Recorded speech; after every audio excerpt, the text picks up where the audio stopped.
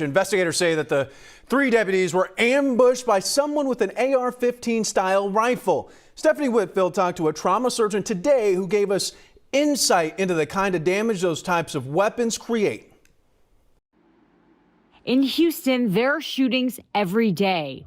This video is from shootings we've covered in the last week. Probably on average, I'd say we get 2 to 3, sometimes 4 or 5 gunshot wounds per day. Dr. Mario Vera is a trauma surgeon with Baylor College of Medicine and Ben Taub Hospital.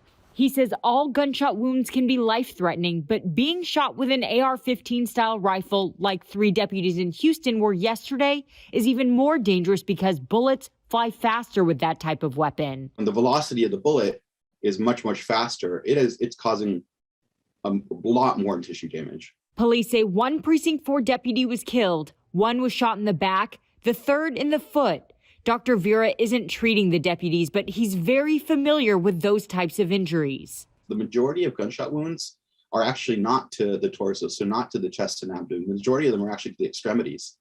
And especially with these high velocity weapons, it's very easy to bleed out very rapidly because of the amount of tissue damage. The 2 surviving officers are still in the hospital, both young men in their 20s.